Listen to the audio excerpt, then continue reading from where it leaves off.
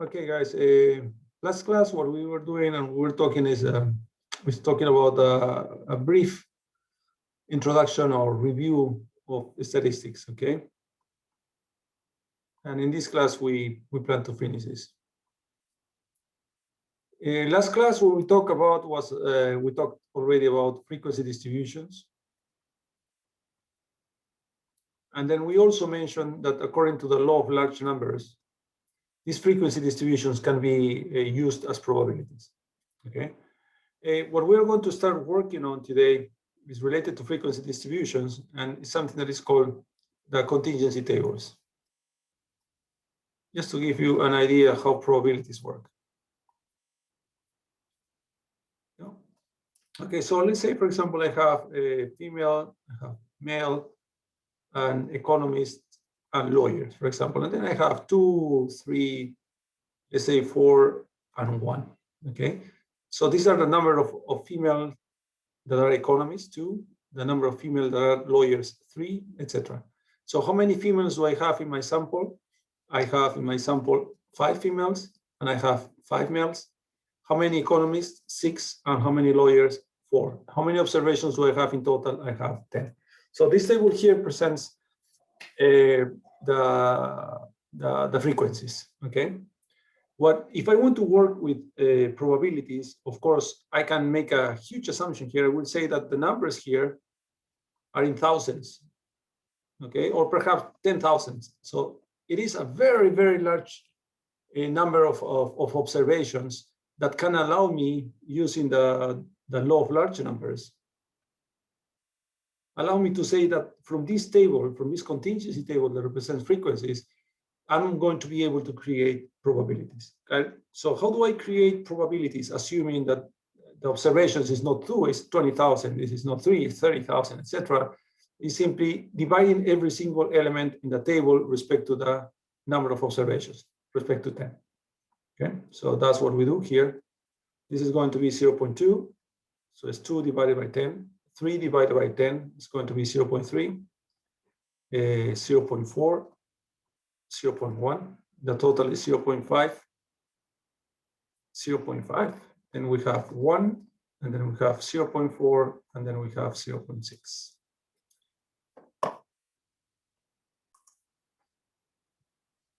Okay, so if you can see this table here, relative frequency table, if we assume the law of large numbers, you can see that they satisfy the probability characteristics. So each of these elements is smaller than 1.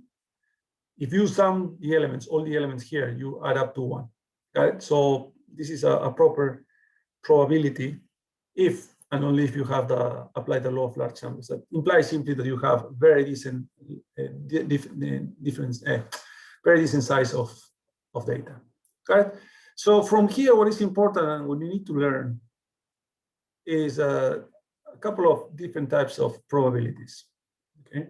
So all the elements that are inside this one here are called joint probabilities. Okay, so what is a joint probability? It's simply something happening and two things happening at the same time. So for example, this one here, 0.2, is going to be the probability of a female that is an economist. So this should be 0.2. You read this one here as an and. Okay, so I have a female and an economist that is at the same time, 0.2. Then all the elements that are outside the table, so basically these and these ones here are called marginal probabilities. Okay, so marginal probability is simply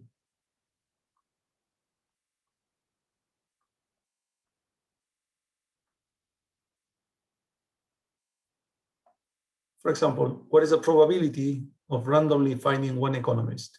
So it should be economist, the probability of finding an economist equals 0.6.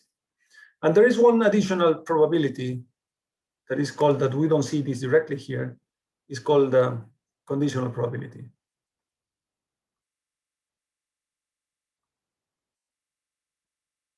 Okay. So what is a conditional probability?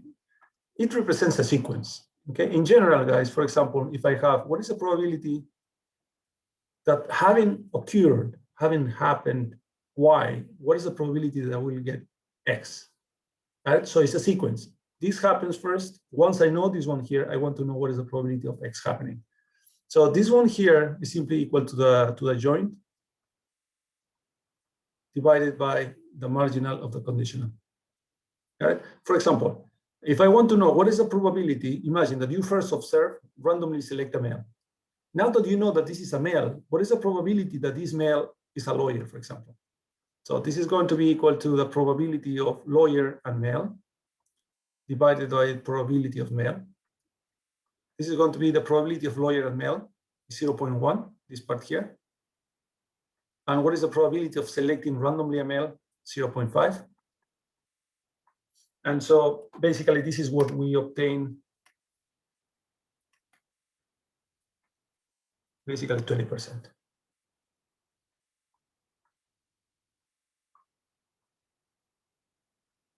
Okay, so this type of probabilities are important that you recognize them and you know how to work with them. Now, remember, guys, that the objective of the class is to understand how I can create confidence intervals for my exchange rates, for example, because what I want to do is some sensitivity analysis. I want to do sensitivity analysis on my decision. Do I exchange my debt from euros to dollars, or I keep my debt in euros? Okay. And remember, we're talking about exchange rates plus inflation. So we can do all this mixing up together, and then you should be able to more or less create better decisions in international markets, okay? To invest or not to invest in international markets. Now, another thing that you need to remember is something that is called probability distributions.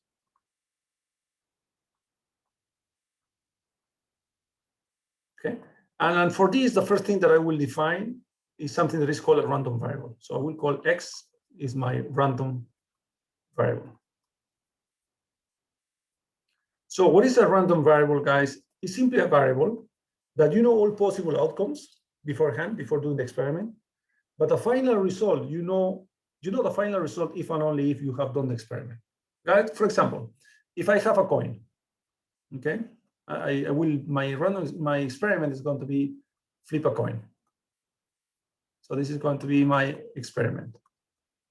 Now, of course, I know that if I flip a coin, I can have heads or tails, right? So, and what I will define as my random variable is, imagine, number of heads. Of course, in this case, if I flip the coin only once, the maximum number of heads is going to be 1, right? But the problem is that you know that by flipping the coin, you can have heads and tails, but you're not going to be sure about having a heads until the experiment has been done. Of course, once you have done the experiment, you check the coin, and if it's head, you set a success. If it's tail, you set a failure. Okay? So why a random variable is important? Well, the random variable is important because what we are going to be doing with this stuff is defining types of probabilities. Let's define, first of all, the types of random variables. We have 2 types of random variables. So it can be discrete, or it can be continuous. Discrete means, guys, that if you take an interval, okay, what you are going to be observing is values of the variable in specific points. You're going to find holes here. So imagine, let's talk about age in years, okay? So I'm not interested about months, days, minutes, seconds, etc. No, I just want the age in years. So basically, I can have 17, I can have 18, I can have 19, etc. So I see that in between there are holes. So and this is a definition of a discrete random variable. In opposition to this one, as opposite to this one here, guys, a continuous random variable is a variable that can take on any possible value in a given interval. So for example, interest rates, okay, or returns. So you can have 0.001, you can have 0.009, you can have any value in a given interval is a feasible possible value for your random variable. Now, discrete random variables create discrete probability distributions. Okay, so discrete probability distributions, guys, we can have the binomial, we can have the Poisson, we can have the geometric, etc.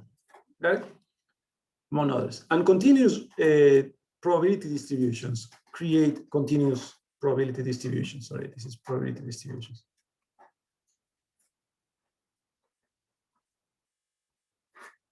Okay, so continuous probability distributions, we're going to focus just on two in this class that are important for us: normal distribution and the student T distribution. These two are the ones that we're going to be using during this class. Okay, so let's continue. And let's talk a little about discrete distribution because it's going to help me define a couple of moments. So now let's define, before going to anything, what is a probability distribution? Okay, a probability distribution, guys, is simply a random variable and attached to it its probabilities of occurrence. So let's do with a very simple example. My experiment is going to be flip a coin twice.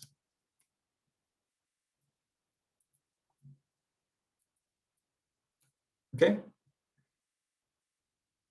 So, and my X is going to be number of heads. Now, how many possible results I will have? Well, I can have tail and tail. I can have tail and head. I can have head and tail, or I can have head and head. So how many heads I have here? I have 0, 1, 1, and 2. So what is the probability of occurrence of each of these ones? So this is T and T. The probability of occurrence here, 0, is going to be 0.25. Each of these ones has a 0.25 probability. What I will do is I will collect these ones because they are the same number of heads. So, and we'll organize this one here. So I can have 0, 1, or 2 in this experiment. Okay? So what is going to be the probability of having 0 heads? Well, it's 0.25. What is the probability of having 1 head? Is the sum of these two, 0.5. And what is the probability of having 2 heads? Equals 0.25. So from here, guys, we can do our histogram. No, I will do the 0 around here. 1 and 2. So I have 0.25. I have 0.5. Then I know that from 0 heads, the probability of having this one is 25. 50% the probability of having 1, and 25 probability of having 2. So we have a histogram here. Right? What is interesting, guys, when we have a discrete probability distributions, we can define, of course, we can do that also with continuous, but the math is a little harder. But we can define two moments. Okay, we can define the expected value of a probability distribution, and we call E of X, and let's call it mu. And this is going to be simply equal to sum of xi, p of xi, from I equal 1 to n. We want to do an example so you can understand the application of this one here. And the variance, that is going to be simply, is the distance between each point to the mean squared multiplied by the probability.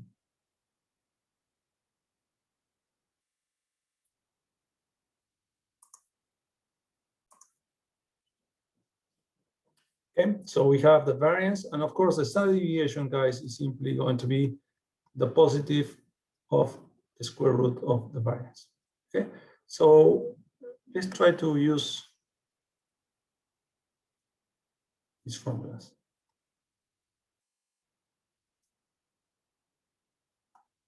Let's compute what is I will use, this is my probability distribution, guys, because the definition of probability distribution is a random variable and the probabilities associated with it. Okay, then if we want to compute the expected value, this is going to be simply, I need to multiply every single xi times its pxi. So one result of x, possible result of x, times its probability, etc. And then I sum all of that. So it's going to be 0 times 0.25 plus 1 times 0.5 plus 2 times 0.25. And then what we get here is what? Is 0.25, 0.5. So in average, or expected value of this game is going to be 0.5 heads. Now, if we compute, so is am I right? No, sorry, this is 0.5. No, this is going to be equal to 1. Not 0.5. It's going to be equal to 1. Now, let's compute the variance. As soon as I know this is my mu, okay? In my formula, this is mu. So what I will do is I will take every single value minus this one square and multiply by the probability. So it's going to be 0 minus 1 square, that multiplies 0.25. The other one is 1 minus 1 square, that multiplies 0.5. And the last one is going to be, oh, I forgot to write here plus. It's going to be 2 minus 1 square times 0.25. Okay, so let's use a calculator here. This part disappears. So it's going to be 1 times 25, it's going to be 0.25. And this is 1, square 1 plus 25. So this is going to be equal to 0.5. Got it? Perfect. So we have the two moments that we're going to be always using and discussing in class.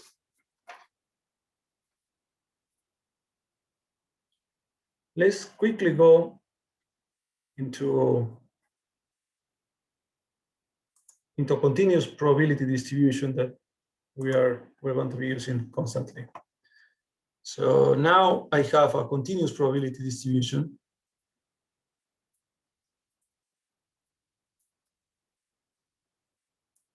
Okay.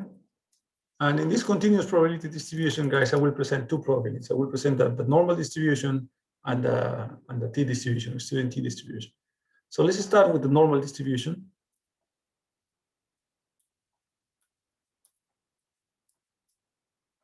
Now, and some characteristics of normal distribution, guys, is that it's bell-shaped. So like that. It is symmetric in the mean. So if we call this mu, so we have 50% here and 50% here. So it's symmetric.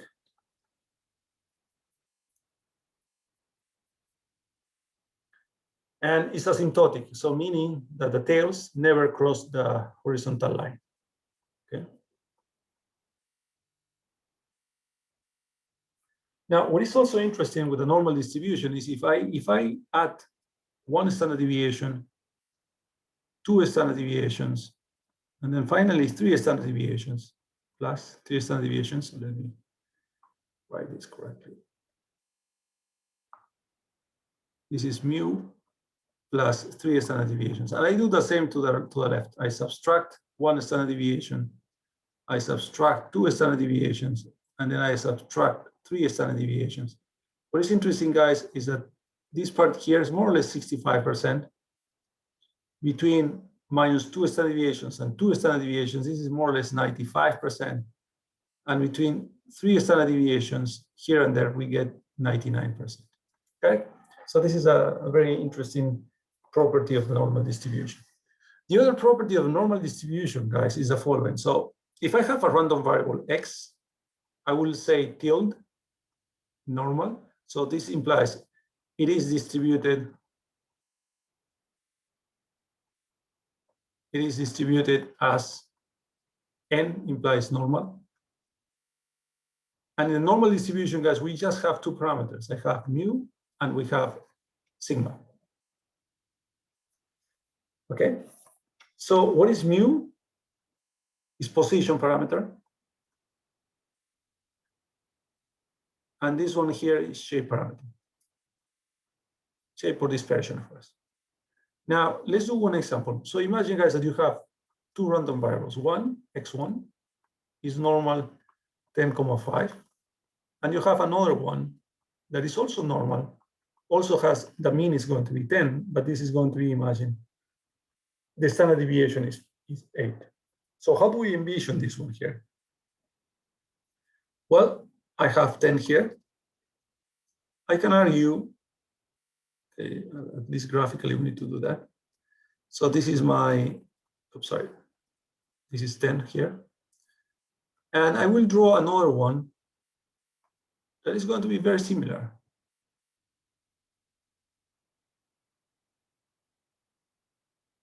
But it will be something like that. Okay, so sorry, it doesn't look very symmetric, but should be symmetric.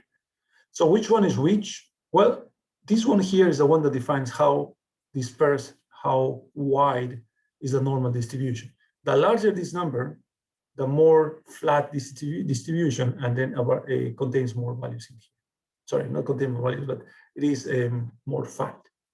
Okay, so this one here represents the normal distribution of x2, and the other one represents the distribution of x1. So you see, if you have only these two numbers, guys, you can immediately imagine what you're talking about. Okay, so you can say, oh, you know what? I know that the dispersion on the second one is going to be larger than the first one, and in graphical terms implies that we have the red one represents 10,8, and the black one represents something like 10,5. Okay. Now, before moving, I want to introduce a very special normal a variable that could be follow a normal distribution. So let's assume that if I have x, it's a normal distribution mu sigma, and I will define z variable that is going to be simply equal to x minus mu over the standard deviation of sigma. This is also going to be distributed as normal, but the property of this one here and the characteristic of this one here is that the z always had its expected value equal 0, and the standard deviation of z is always equal to 1. So basically, z is going to be distributed as a normal 0, 1. Okay, how do we call this one here? A standardized normal distribution.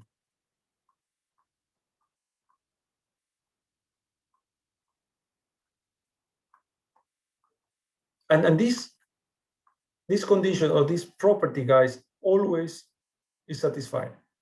So if you define a variable c that is simply a transformation of x minus its mean divided by standard deviation, the mean of this new c is going to be 0, and the variance or the standard deviation is always going to be 1. And this basically creates what we call the standardized normal distribution. Got it? Okay, so this is my normal distribution. Perhaps we can do a, how do we use this one? How do we use this one here? So let's do some examples. Let's compute some probabilities. The way we use probability distribution, guys, is the following. So imagine, guys, that you have a population, okay? And let's assume that these are all my students of financial, global financial markets for the last 20 years.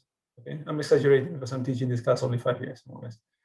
And let's assume that this is normal, and the average is 85, and the standard deviation is 2. Got it? So it's a very, very thin distribution. Let's assume, guys, that you want to ask, okay, what is the probability that x is going to be, for example, equal to 86? Okay, so take a look. What I'm doing, normal distribution is a continuous probability distribution. So what happens when we try to answer this type of questions, Well, let's take a look. If we have my normal distribution, okay, so my mean is going to be in 85. And my question is, what is the probability of having x equal to 86? Remember, the definition of probability, guys, is simply the number of successes divided by total outcomes. Total number of total outcomes. Okay? If we apply this definition to this example, in how many ways I can get 86? Well, one way. How many potential values could I have? Well, if I consider this one a continuous distribution, basically I can have infinite possible values. If you divide a number by infinite, what do you get? 0. Right? So this implies that normally when you work with continuous distribution, guys, you cannot ask this type of questions because by definition they're going to be equal to 0. Okay? So what do? Well, you ask a different question. You ask questions about probabilities in a given interval, like this one here, for example. What is the probability that the average is equal to, let's say, 86, right? Or what is the probability of having x larger than 84? Or what is the probability of having x between 84 and 86, for example? And the steps are very simple. I will do the steps for you, and then we try to understand these examples. So what we do is, let's do step 1. No, what I will call it is transform to Z values. So this implies the following. How do I transform this x into Z? Well, I need to subtract the mean, 85, and I need to divide by 2 my standard deviation. And I do the same both ways, just not to modify the inequality. And then this part here is my Z. This is x minus mean over standard deviation. So this is the probability of C smaller or equal than, let me find my calculator. So it's going to be, well, 1/2, 0.5, right? So the step 2 is going to be, let's graph. Of course, once you learn this process, you need to do the graph, but I will be requesting you guys to do all the graphs, to perform all these steps just to be sure that you get it. So the mean is always going to be 0 because we're talking about Z.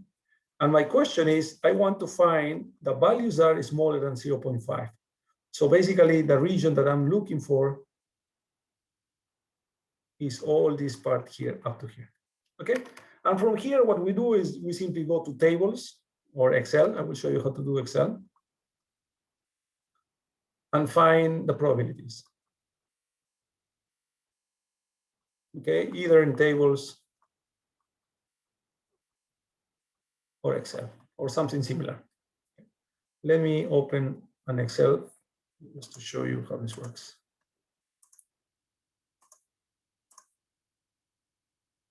Oh, forgot to share with you. Let's share. Okay, so we have a Excel here. Let me make this big. And what I will enter here, guys, is what was my value?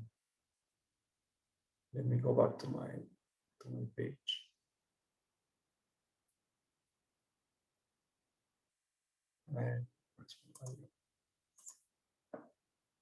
So I'm looking for sorry, it's not 0.5. Oh, well, wait a second. Yes, it's 0.5. Okay. So I go to Excel. Let me share this with you. Okay, so what I want to do is I will enter norm distribution.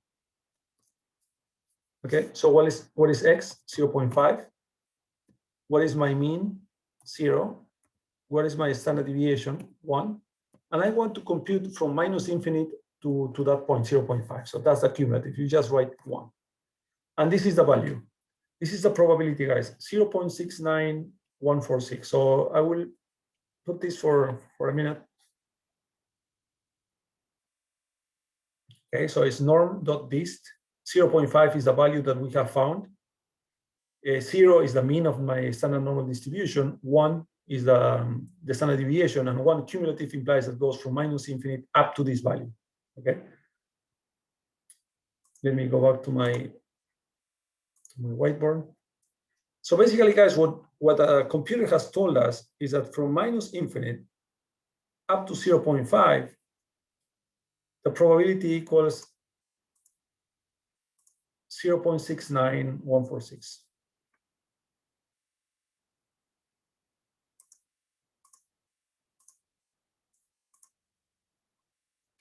It is 0.69146. And this is your answer. So the probability of C is smaller or equal than 0.5. That is exactly the same as the probability of X is smaller or equal than 86. It's going to be 69%. And that's it. Okay. So let's do a couple of more exercises and just to show you how this works. So I do the same trick. I transform this into C. This is going to be 84 minus 85 divided by 2. So these two, remember, is my standard deviation. This one here. And then this is equal to probability of C larger or equal than minus 0.5. Then we do our step 2. Step 2 is simply graphing. I have 0 here, and I'm interested about minus 0.5. And what region of this part here, greater or equal? So I'm interested about all this part here. Okay, so let's go to the table. Let's go to Excel again. And the command is going to be exactly the same. The only thing that changes is that instead of 0.5, I want minus 0.5. Oh. Minus 0.5. And then I get the value of 0.31. Okay. So the only thing that I've changed is instead of 0.5, I have now minus 0.5. And all the remaining part stays. So what I'm doing, guys, I'm estimating the probability from minus infinite up to minus 0.5. And this equals 0.31. Let's go back to here. So what the computer is telling me, what Excel is telling me, is that the probability from here to here equals 0.31. Now, as you can see, I'm not interested about the probability to the left of 0.5 negative. What I'm interested in the probability of to the right of the minus 0.5. Well, how do I obtain this part here? Remember, this is a probability distribution, so the sum should be equal to 1. So this part here should be equal to 1 minus 0.31. So this is going to be equal to 0.69. Okay.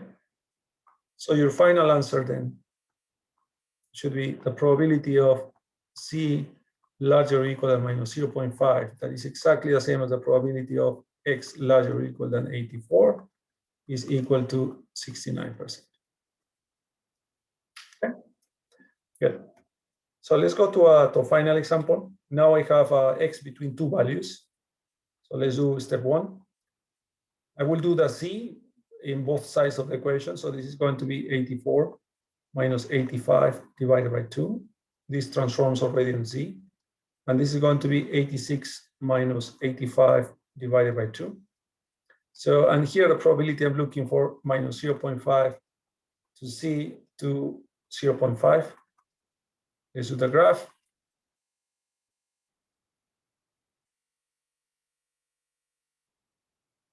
I know that this part here is 0. So I'm interested about minus 0.5 and 0.5. So what region? The middle region. So I'm interested about all this part here. And we have all the inputs already to solve this example. So I know the probability from minus infinite to 0.5. So basically from here to here is equal to 0.69146. Okay? Am I right? Yes. And what is the probability from here to here? We have this 0.31. From minus infinite to minus 0.5 equals 0.31. So, and my area of interest is this part here. That should be simply 0.69146 minus 0.31. So if you solve this one here, what you obtain is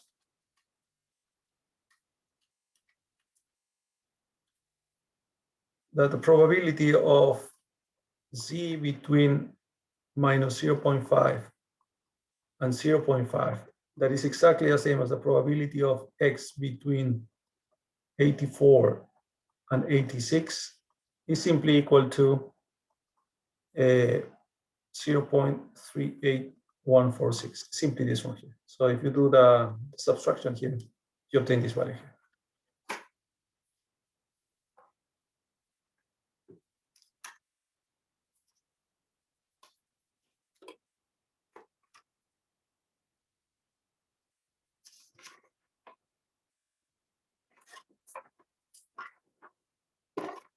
Okay.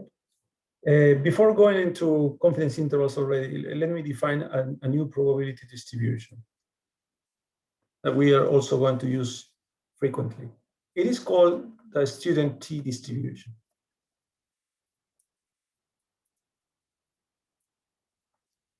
So what is a student t distribution? Again, it's a symmetric distribution, but it's more peaked than the normal distribution, and it has fatter tails. Okay, and we're going to say basically that x is distributed as a t distribution. And what we use is the t distribution depends on something that is called degrees of freedom.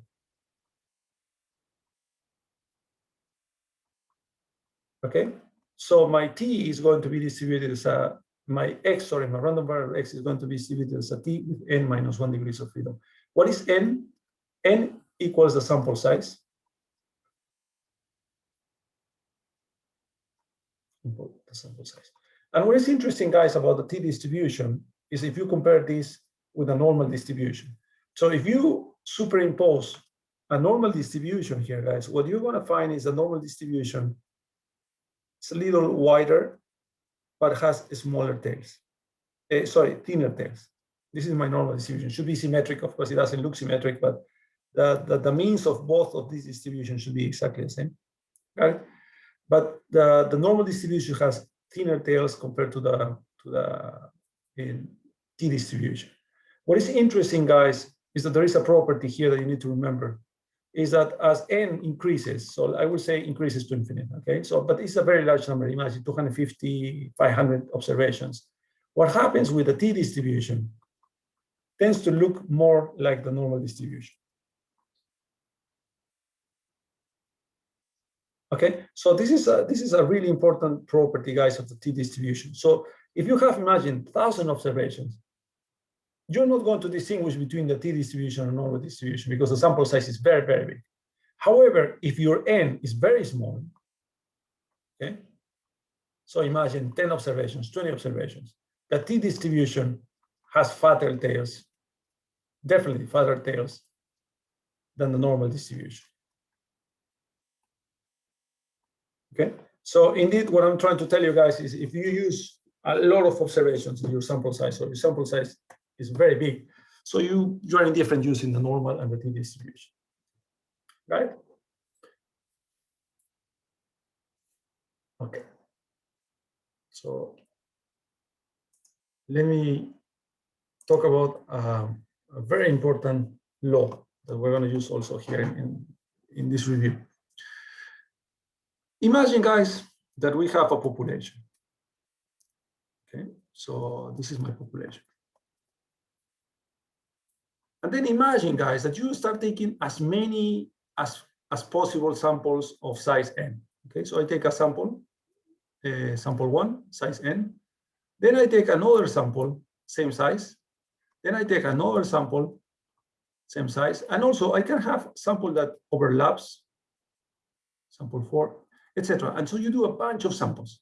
And what do you do with each sample? So you have a collection of numbers, do you agree? So what you do with each sample, guys, is you compute the mean.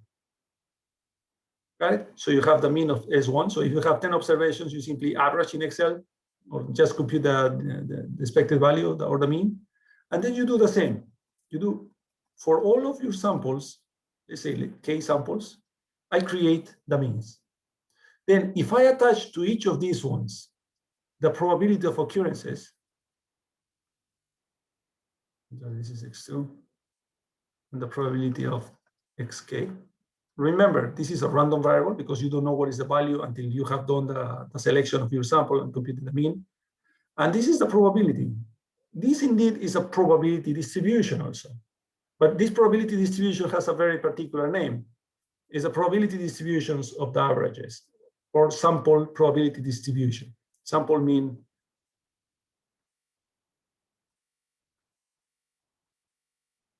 probability distribution. And of course, the name tells why, because the probability distribution now is related to sample means. Right? 3 properties that are crucial here, okay, and that everyone needs to know. So case 1, let's do this case 3. Let's do these cases. Case 1. if you know that X, so the population, so my population X is normally distributed with parameters mu and sigma, okay, just knowing that this is normal, the means is going to be also normal with parameters mu, sigma squared, sigma over square root of n. So remember this one here is called standard deviation. And this element here, so all this part here is going to be called a standard error.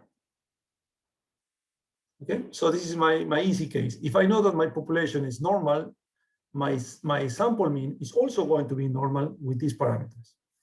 Okay, now this is case one. So case two, this is a more generic. If X is distributed as whatever you can imagine, normal, gamma, no, not normal, gamma, T, whatever you can imagine, guys. You don't know the distribution of your population, and you don't know the parameters that they have that define this distribution. Okay, so this implies I don't know. I have no clue. In general, guys, X bar is also, the distribution of X bar is also going to be unknown. I have no idea. So you know what, if I don't know the probability distribution of my population, I have no idea of my sample distribution, the probability distribution of my sample. This is case two. So in this case, we need different types of statistics, more advanced statistics. But let's go to case three. This is very useful. Case three, guys, is very similar to case two. I don't know. I have no idea what is the distribution. This is an interrogation sign, by the way, just writing this one. I have no idea what the distribution of X is. Can have these parameters or can have more parameters. However, there is a condition, guys, that without knowing this part here, I can argue that the population, sorry, the sample mean is going to be normally distributed with parameters mu sigma square root of n. There is a condition in here. And this condition in here, guys, is this is true if and only if n is very large. Okay, in I don't know if you remember your statistic books, guys, it tells you if n is larger than 30, but in empirical work that we have done is more than that. Is, you know, feel free with 250 and up. But in any case, the statistic books mentioned 30. But if we have a sample size that is very large, we can call something that is called the law, the central limit theorem. Let me delete. By the central limit theorem, guys,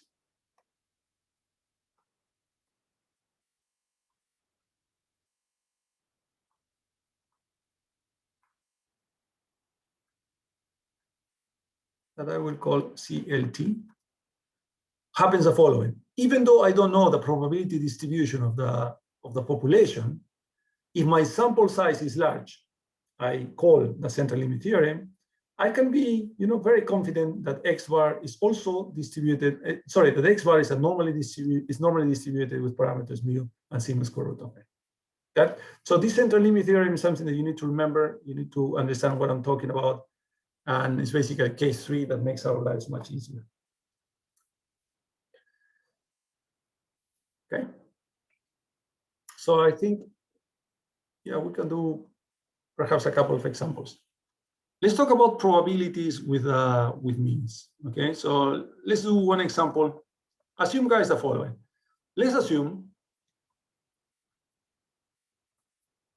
okay, that you take a sample of, let's say, 100 students. And then from these 100 students, what you do is you simply ask their grades, their global financial market grades. Okay, and what you do is you take the sample of these 100. Assume that the sample of the average of these guys, of these 100 guys, is equal to, let's say, 80. Okay, let's assume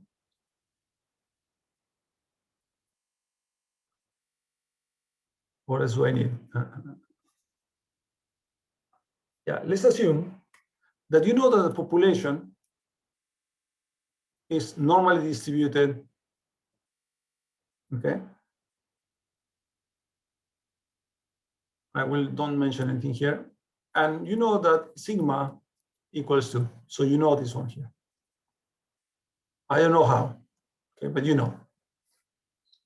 So my question now, sorry, I cannot say this one here. I know this is my unknown. This is going to be my unknown. I have no idea. And this is going to be 80. I know that the population has a distribution of 80 and the standard deviation of 2. Right? So my question now is going to be, given this sample, what is the probability that the average is going to be, let's say, smaller or equal than 79? Okay, or 78. Let's do a different number. Let's do 78. Okay, so before answering these questions that are very, very similar to the questions that we have solved with X only, you need to check the probability distribution of this one here. Well, in which case we are? Well, I know that this is normally distributed. So I know that X bar is also going to be normally distributed. So because of this is normal, the population is normal, the sample mean is also going to be normal. The mean is going to be exactly the mean as this one here. But the standard deviation is going to be simply, I will do a larger number, okay? So let's say 10, okay? Just to make the example work. So this is going to be 10 divided by a square root of 100. Remember, this is my standard error. Okay, so if I simplify this one here, so X bar is normal 80, 10 divided by 10, 80,1. Right? And once I know this one here, then I can start answering these ones as before. So step 1, I transform this one to Z. So this is going to be Z is smaller or equal than 78 minus 80 divided by 1. Correct? And this one here is going to be the probability of C is smaller or equal than minus 2. Then I go to my table, I graph. So I'm talking about C values. So remember the C values, the mean is always equal to 0. And I'm going to be looking for minus 2, smaller or equal. So I'm going to the left. So I'm basically interested in this part here. Again, go to Excel. Let me show you Excel. And I'm going to be looking for, now instead of 0.5 negative, I have minus 2. Minus 2. So let me show you the formula. It's norm dist minus 2, 0,11. And we obtain 0.02275.